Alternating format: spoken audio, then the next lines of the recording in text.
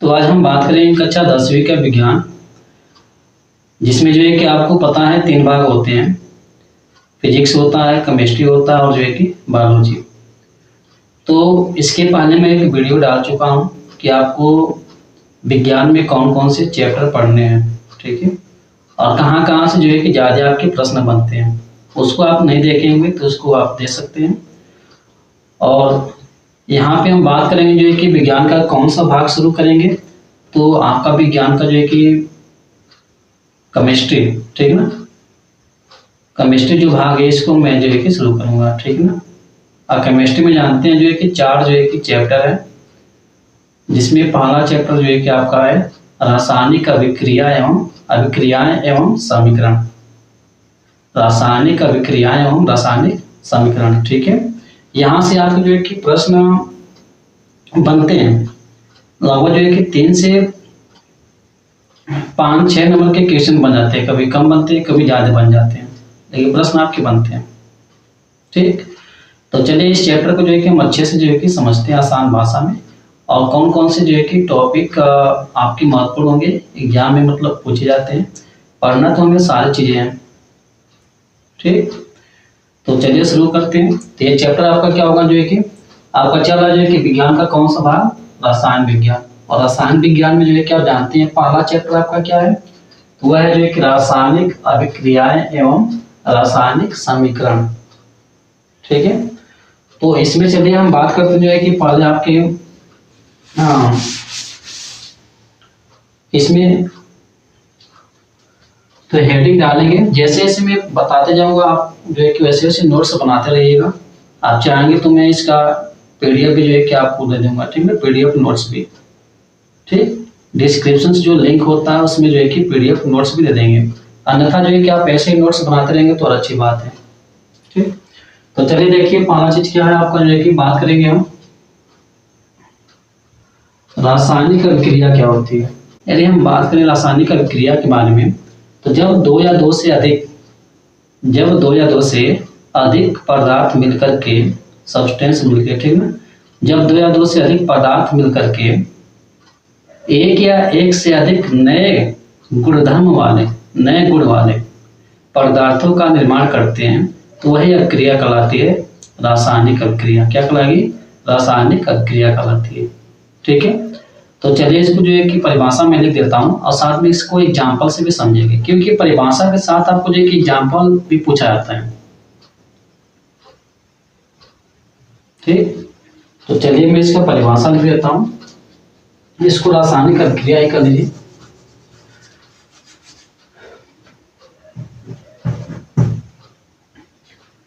वह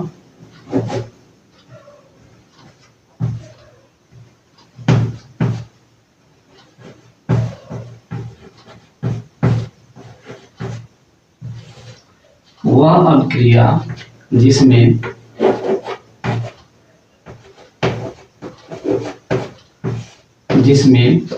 दो या दो से अधिक दो या दो से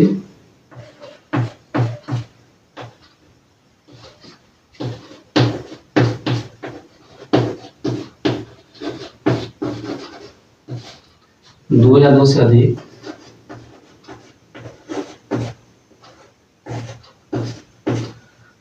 पदार्थ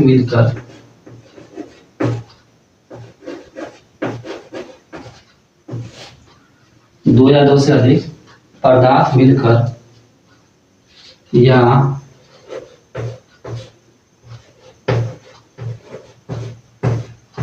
संयोग करके एक या एक से अधिक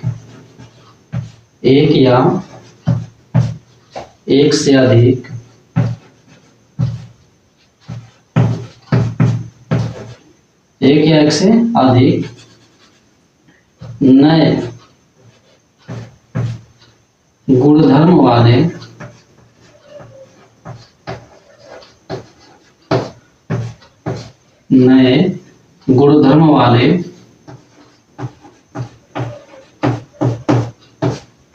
पदार्थों का निर्माण करते हैं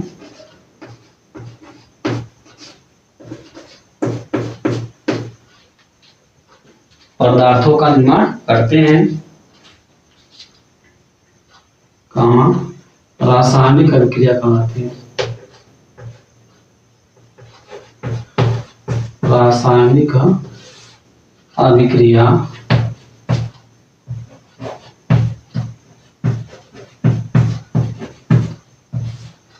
कहलाती है।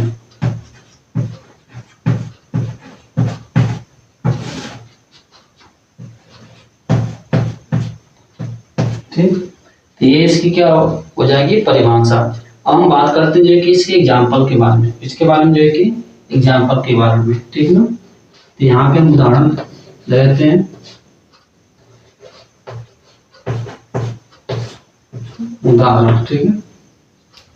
जैसे यदि हम बात करें जो है कि एग्जाम्पल के बारे में, तो इसमें मैंने क्या लिखा है, जब दो या दो से अधिक पदार्थ मिल करके एक नए या एक से अधिक नए गुणधर्म वाले पदार्थों का निर्माण करते हैं तो यह क्रिया कहलाती है रासायनिक अभिक्रिया। ठीक है, तो चलिए इसको एग्जांपल से समझते हैं हम लोग।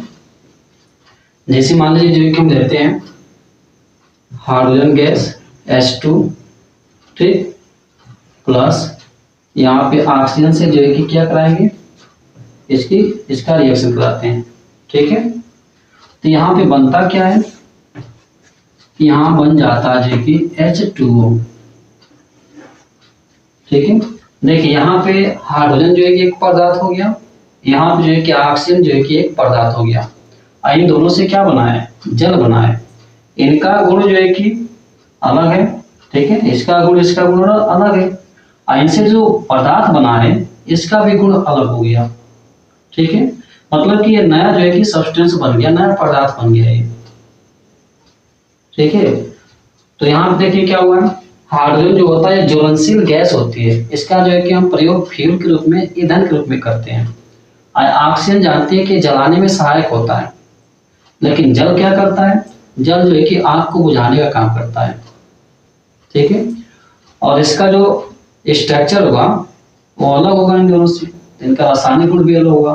ठीक है, ये एक नया पदार्थ बन गया। क्या बन गया, नया जो है कि पदार्थ बन गया। तो यहाँ पे क्या है, तो ये है जो है कि हाइड्रोजन,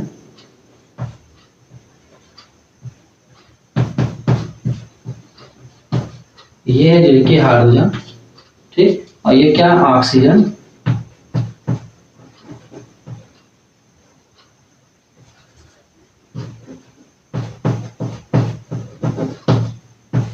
ठीक, और ये क्या बन गया जो है कि जल, वाटर, हाइड्रोजन ऑक्साइड।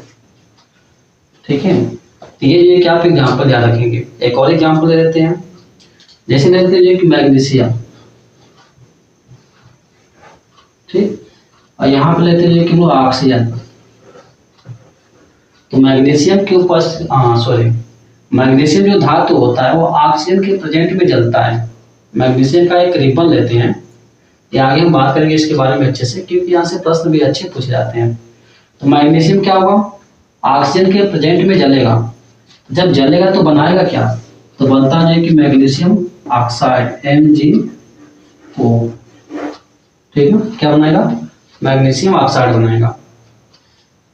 इसका नाम क्या है, इसका नाम है जो है कि मैग्नीशियम।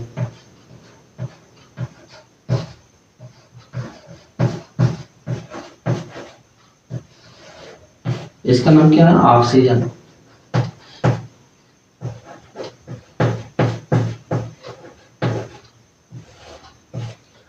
और ये क्या है, मैग्नीशियम ऑक्साइड।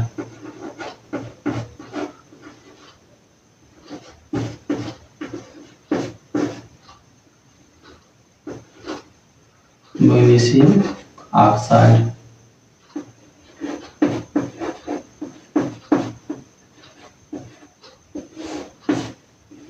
ठीक, ये बैलेंस नहीं है तो इसको बैलेंस कर सकते हैं। इधर हाइड्रोजन 2 है, इधर जो है कि हाइड्रोजन 2 है।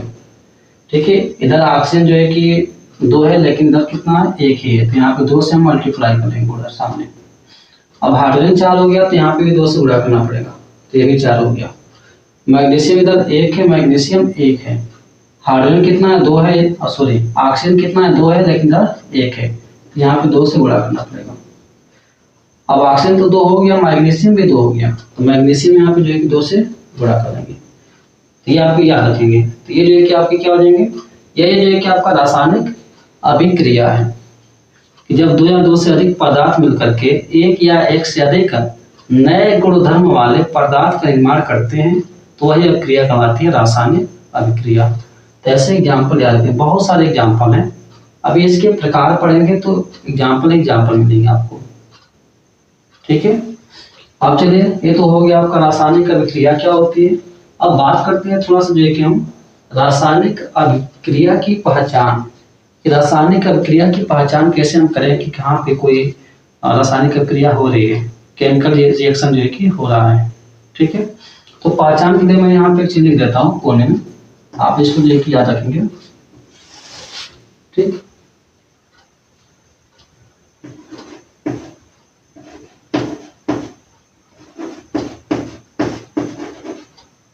रासायनिक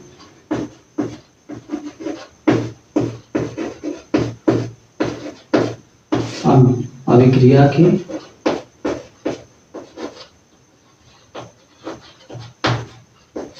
पहचान, ठीक है। तो देखिए इसके बारे में बात करें कि पहचान क्या क्या है। तो पहले तो हम बात करेंगे कि गैस का निष्कासन, मतलब उसमें से गैस निकलेगी, ठीक। गैस का निष्कासन या गैस का निकलना, ठीक।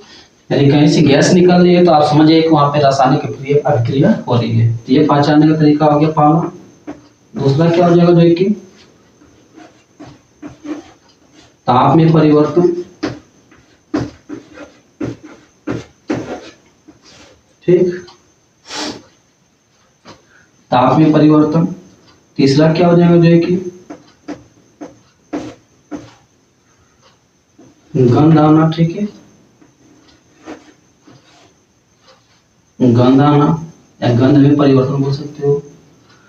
फिर इसके बाद जो है कि आपका ये क्या है, रंग में परिवर्तन। चौथा रंग में परिवर्तन। ये 4 चीजें हैं, इन 4 चीजों से आप पता लगा सकते हो कि रासायनिक अभिक्रिया हो रही है कि नहीं हो रही है। तो आप याद रखेंगे, परिभाषा आपसे पूछा जाता है पेपर में कि रासायनिक अभिक्रिया क्या है, तो एक ना इसके जो है कि एक एग्जाम्पल से स्पष्ट कीजिए, उदाहरण से स्पष्ट कीजिए। तो मैंने जो है कि यहाँ पर रासायनिक अभिक्रिया की परिभाषा लिख दिया है और 2 मैंने एग्जाम्पल लिख दिया है। अभी हम आगे पढ़ेंगे कि रासायनिक अभिक्रिया के प्रकार के बारे में, ठीक है। और यहाँ पे बात करें रासायनिक अभिक्रिया की पहचान हम कैसे करते हैं। तो यदि उसमें से कोई भी अभिक्रिया हो रही है, उसमें से यदि गैस निकल रहा है तो हम कहेंगे कि वहाँ पे रासायनिक अभिक्रिया हो रही है। फिर जो है कि ताप में यदि परिवर्तन होता है तभी जो है कि हम बता सकते हैं कि रासायनिक अभिक्रिया हो रही है। गंध में परिवर्तन है, वहां से गंध निकलना, ठीक है ना। जैसे कोई भी चीज कहीं पे सड़ता है तो देखते हैं कि वहां से गंध आती है, तो आप समझ सकते हैं कोई भी चीज वहां पे सड़ रहा है तो सड़ने का मतलब क्या है, वहां पे रासायनिक अभिक्रिया हो रही है, तो वहां से स्मेल आता है, गंध आता है। फिर क्या जो है कि रंग में परिवर्तन, तो रंग में परिवर्तन में जो है कि आपका क्या हो जाएगा, ये बताएगा कि रासायनिक अभिक्रिया हो रही है, ठीक है। तो इतना जो है कि आप क्या कर सकते हैं, नोट कर लीजिए। फिर उसके बाद जो है कि आगे हम बात करेंगे।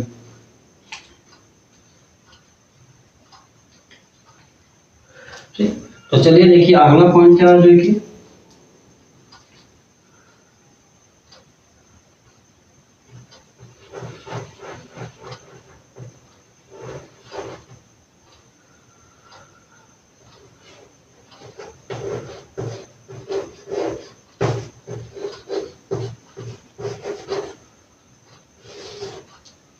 अभिकारक एवं उत्पाद।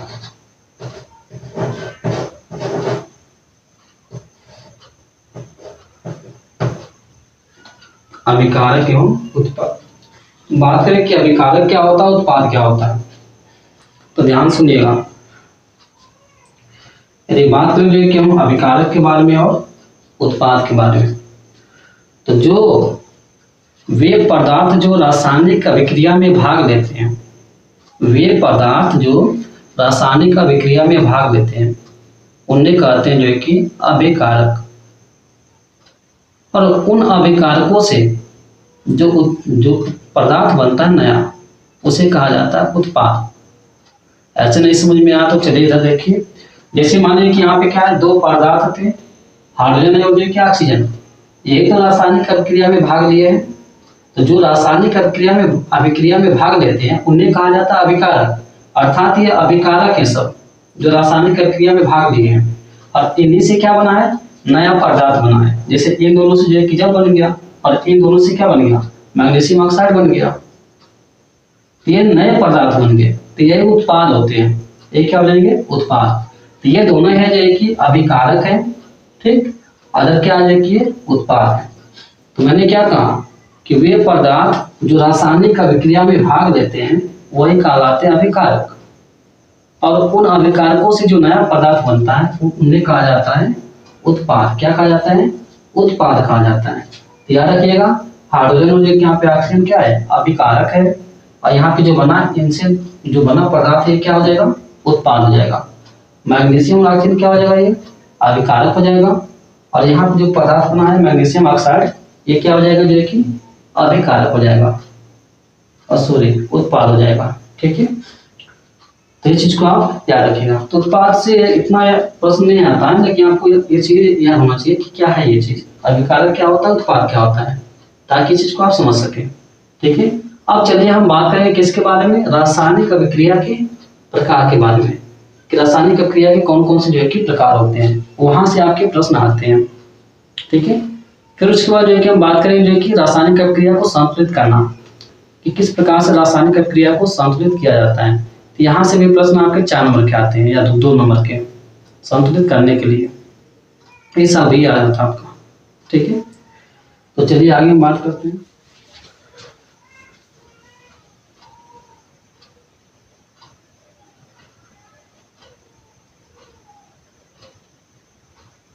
चलिए तो आगे बात करते हैं जो कि हम रासायनिक अभिक्रिया के प्रकार के बारे में। ठीक है, तो ये जो है कि आपका रासायनिक अभिक्रिया जो है कि निम्न प्रकार की होती है। तो पहले हम बात कर लेते हैं जो कि रासायनिक अभिक्रिया जो होती है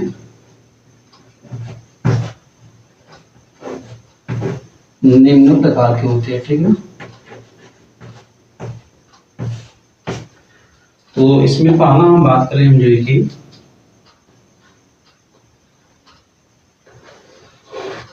संयोजन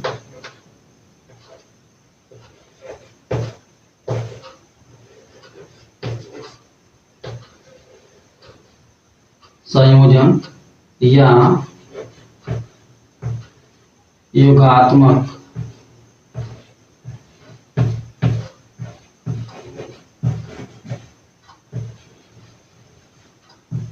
संयोजन या योगात्मक जो है कि अभिक्रिया। ठीक है, लिख देता हूँ, संयोजन या योगात्मक अभिक्रिया। तो चलिए हम इसके बारे में बात कर लेते हैं। तो जैसे कि शब्द से ही पता चल रहा है संयोजन या योगात्मक अभिक्रिया, तो जब जो है कि 2 या 2 से अधिक पदार्थ मिलकर एकल उत्पाद का निर्माण करते हैं, केवल एक ही प्रोडक्ट बनाते हैं, तो ऐसी अभिक्रिया कहलाती है संयोजन। क्या कहलाएगी, संयोजन कहलाएगी। वह अभिक्रिया जिसमें 2 या 2 से अधिक पदार्थ मिलकर केवल एक उत्पाद का निर्माण करते हैं उसे कहते हैं संयोजन अभिक्रिया। ठीक है, तो चलिए परिभाषा लिख देता हूं। वह रासायनिक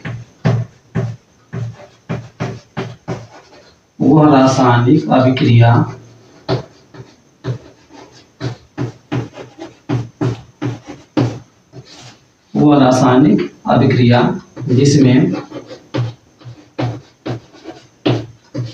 2 या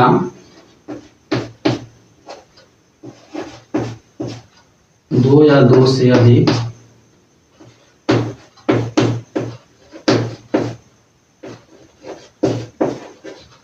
दो या दो से अधिक पदार्थ मिलकर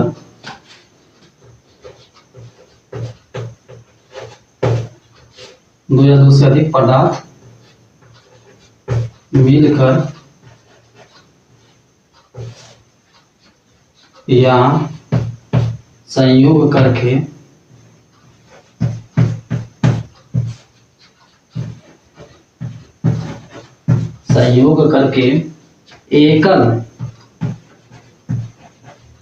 एकल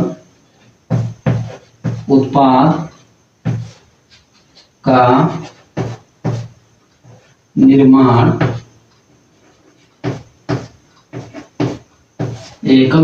का निर्माण करते हैं। वह क्रिया क्या कहलाएगी? वह क्रिया कहलाती है जो है कि संयोजन।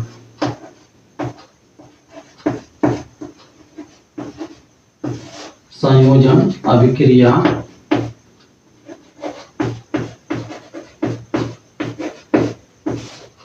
कहलाती है।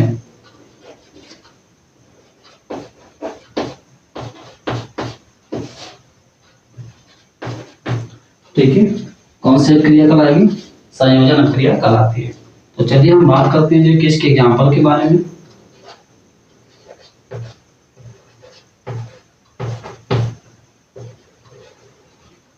ठीक, तो जैसे हम इसका एग्जाम्पल के बारे में बात करें हम, तो इसका एग्जाम्पल ले सकते हैं जो कि मैग्नीशियम, इसके बारे में लिया था इसको। ठीक है, मैग्नीशियम, और यहाँ पे लेते हैं जो कि हम लोग ऑक्सीजन O2। तो जब मैग्नीशियम का आप जो है कि जलाते हो तो ये ऑक्सीजन से क्रिया करेगा तो क्या बनेगा? तो मैग्नीशियम ऑक्साइड बनाता है। क्या बनाता है? Magnesium oxide NgO। ठीक है, अब ये बैलेंस नहीं है तो बैलेंस कर सकते हैं। यहाँ पे जो है कि ऑक्सीजन 2 है यहाँ पे, तो यहाँ पे 2 करना पड़ेगा। ठीक, मैग्नीशियम 2 हो गया तो यहाँ पे 2 करना पड़ेगा। तो ये हो जाएगा जो है कि मैग्नीशियम, ये हो जाएगा ऑक्सीजन, इसका नाम क्या होगा? मैग्नीशियम ऑक्साइड हो जाएगा। ठीक, तो चलिए नाम लिख देता हूँ इसका।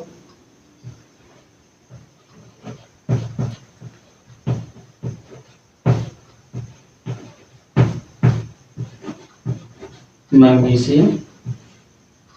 ठीक, इसका नाम क्या है कि ऑक्सीजन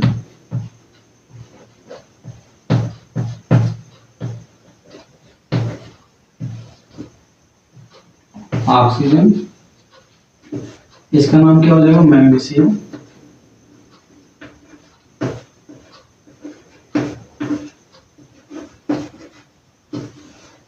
ऑक्साइड।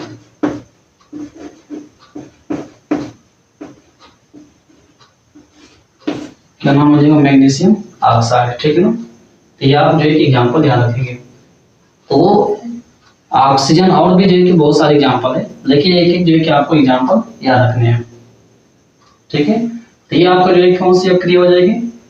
संयोजन। देखिए इसमें मैग्नीशियम और ऑक्सीजन मिलकर क्या बनाए? केवल एक ही प्रोडक्ट जो है कि बनाए, केवल एक ही उत्पाद बना है इसमें। तो जिसमें जिसमें जो है कि आपको एक उत्पाद देखने को मिलेगा वो जो है कि संयोजन अभिक्रिया होगी। कौन सी अभिक्रिया होगी? संयोजन अभिक्रिया होगी। ठीक है, तो चलिए और एक आध एग्जाम्पल जो है कि आपको मैं लिख के दिखा देता हूँ।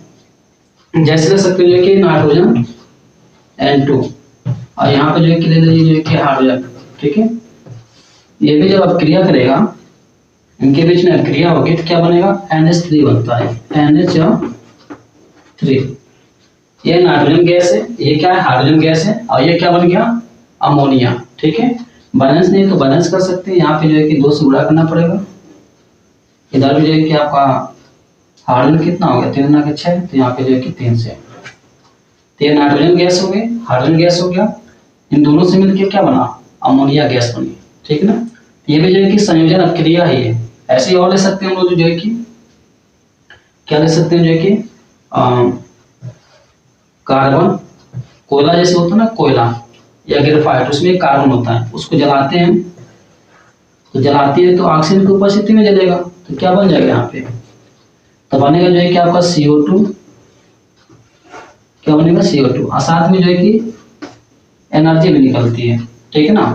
तो यहाँ पे जो है कि आप देखेंगे तो उत्पाद जो है कि साथ में यहाँ पे जो है ऊष्मा हीट भी निकलती है, ठीक है, एनर्जी भी निकलती है, लेकिन बना प्रोडक्ट कितना है, एक है ये। तो ये तो आपको उसमें भी चला जाएगा ऊष्मा क्षेपी में भी, लेकिन यहाँ पे प्रोडक्ट ये जो है कि आपका संयोजन अभिक्रिया का भी एग्जाम्पल हो जाएगा, क्योंकि इसमें प्रोडक्ट कितना बना है, एक ही बना है, उत्पाद जो है कि केवल एक बना है।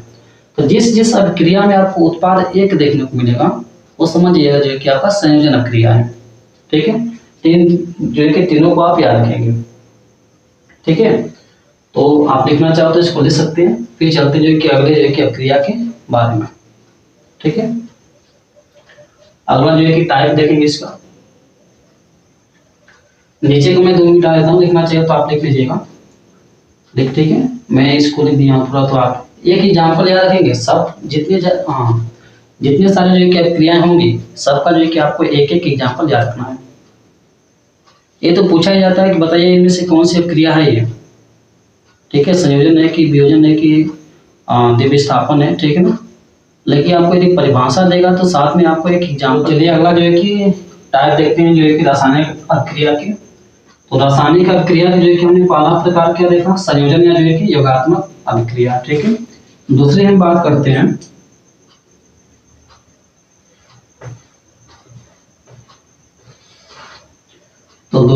करेंगे कि विस्थापन, ठीक है।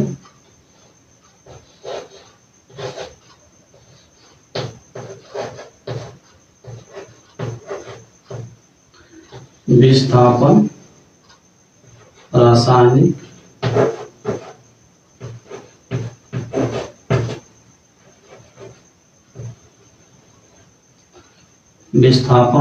अभिक्रिया,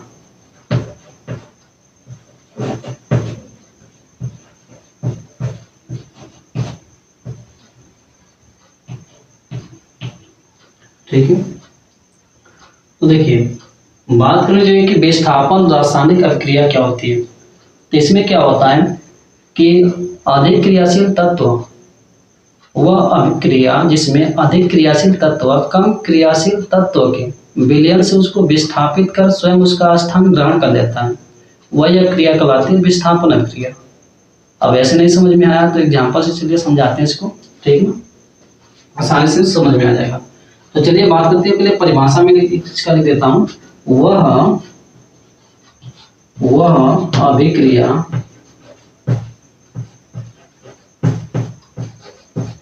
अभिक्रिया जिसमें अधिक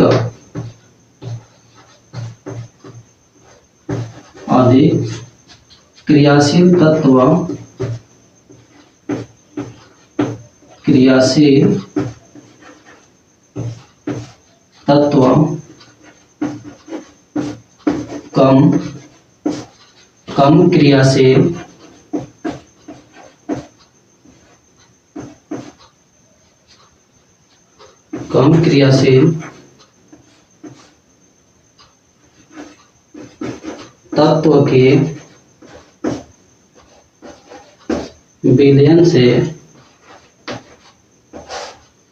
कम क्रियाशील तत्व के विलयन से विस्थापित कर अधिक क्रियाशील तत्व कम क्रियाशील तत्व के विलयन से विस्थापित कर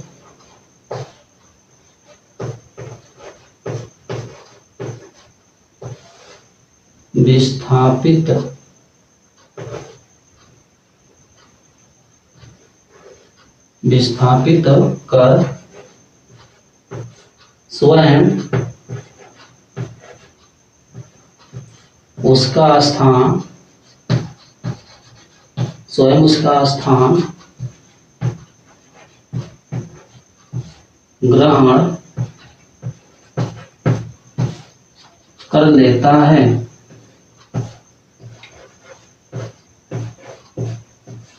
स्वयं उसका स्थान ग्रहण कर लेता है। यह अभिक्रिया क्या कहलाएगी, तो विस्थापन अभिक्रिया कहलाती है। कौन सी, विस्थापन अभिक्रिया कहलाती है।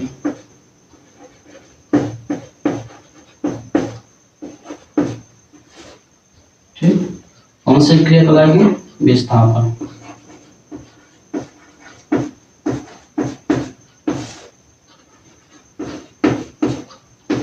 ठीक है, तो ये इसकी क्या हो जाएगी? परिभाषा। अब चले जाइए कि इसके एग्जाम्पल देखते हैं।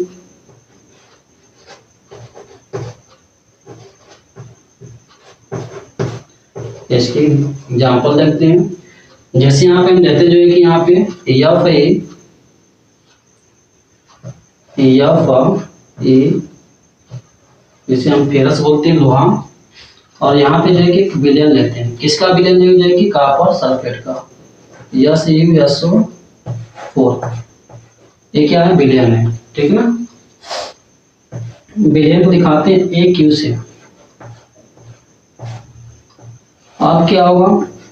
तो देखिए, ये जो लोहा होता है फेरस, वो कॉपर से अधिक क्रियाशील है।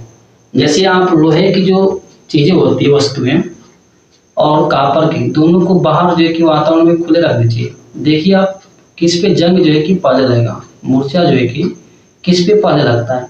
तो लोहे पे जो है कि जंग पहले लग जाता है, कॉपर पे जो है कि बाद में। क्यों? क्योंकि लोहा जो होता है कॉपर से अधिक क्रियाशील है। ठीक ना, उसकी क्रियाशीलता अधिक है कॉपर से। तो यहाँ पे देखिए क्या होगा, फेरस की क्रियाशीलता, लोहे की क्रियाशीलता इस कॉपर से अधिक है। तो जब इस फेरस को हम इस कॉपर में डालेंगे, कॉपर के विलयन में, जैसे मान लीजिए यहाँ पे एक बर्तन ये ले लीजिए, इसमें मान लीजिए कॉपर है। ठीक है, क्या जो है कि कॉपर है, कॉपर सल्फेट, ये है जो है कि CuSO4। ठीक है, अब यहाँ पे करेंगे क्या हम लोग? लोहे के जो है कि छोटे छोटे टुकड़े डालने ऐसे, इस जो है कि कॉपर के विलयन में डालते हैं, FE। तो देखिए अब होगा क्या कि जो FE होता है, जो फेरस होगा, जैसे जो कि इस कॉपर सल्फेट के विलयन में डालेंगे, तो यह जो है कि इस कॉपर को विस्थापित कर देगा, इसको निकाल देगा, और स्वयं जो है कि इसका स्थान ग्रहण कर लेता है। कहने का मतलब यह है, यहाँ से इस कॉपर को हटा देगा और यहाँ पे आ जाएगा कौन? फेरस, FE आ जाता है, और यहाँ से कॉपर क्या हो जाएगा? अलग हो जाएगा। ठीक है, तो वही यहाँ पे देखिए फेरस क्या करेगा? इस कॉपर को जो कि इसके विलयन से विस्थापित करेगा, हटाएगा। तो यहाँ से क्या बनेगा? तो बन जाता है जो कि यहाँ पे कॉपर Cu। ठीक है, और यहाँ पे क्या बन जाएगा जो कि FeSO4 बन जाता है। ठीक है, और ये भी जो है कि विलयन ही होता है, AQ। इसका नाम क्या है? इसका नाम जो है कि फेरस या आयरन कर लीजिए, आयरन या जो है कि फेरस है। इसका नाम क्या हो जाएगा? Copper sulphate, copper sulphate. ठीक, और इसका क्या नाम है? Ferrous sulphate. ठीक, और ये क्या जो है कि कॉपर है। ये कौन सी क्रिया? देखिए, यह अधिक क्रियाशील तत्व था, कम क्रियाशील तत्व के उसके विलयन से उसको विस्थापित करके स्वयं उसका स्थान ग्रहण कर लिया। यही कौन सी क्रिया कहलाती है? विस्थापन रासायनिक क्रिया कहलाती है। तो परिभाषा मैंने वही लिखा है कि वह क्रिया जिसमें अधिक क्रियाशील तत्व और कम क्रियाशील तत्व के विलयन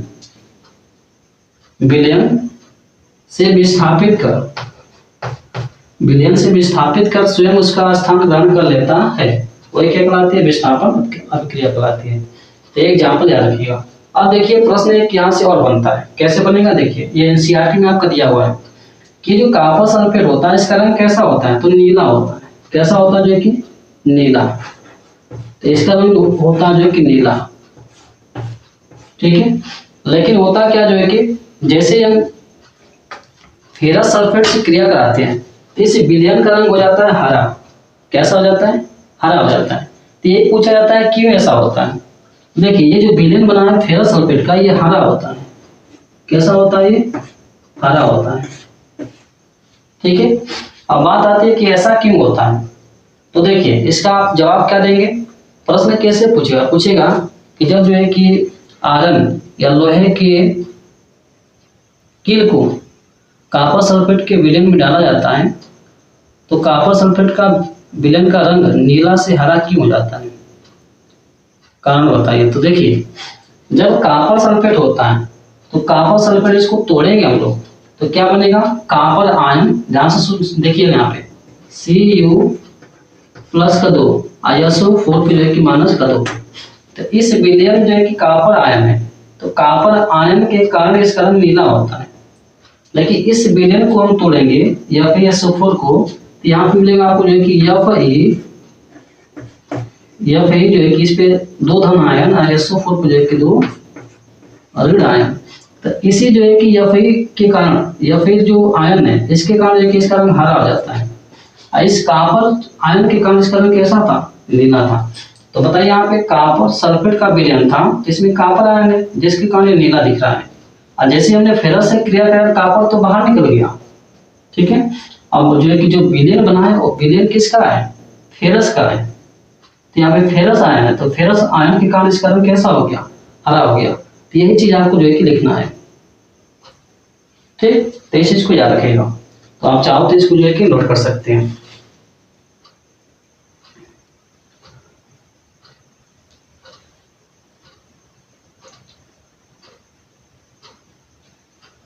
ठीक है, तो इस वीडियो में जो है कि आज इतना रहने देते हैं, आगे बात करें जो है कि आपके और जो प्रकार हैं उसके बारे में, ठीक ना। तो आप जो है कि नोट्स बनाते रहिए, आपको जो है कि पूरा सिलेबस जो है कवर करा दिया जाएगा एग्जाम से पहले ही, ठीक। तैयारी जो है कि इस पे नए लोग देख रहे हैं, ठीक ना, तो आप इस चैनल से जुड़िए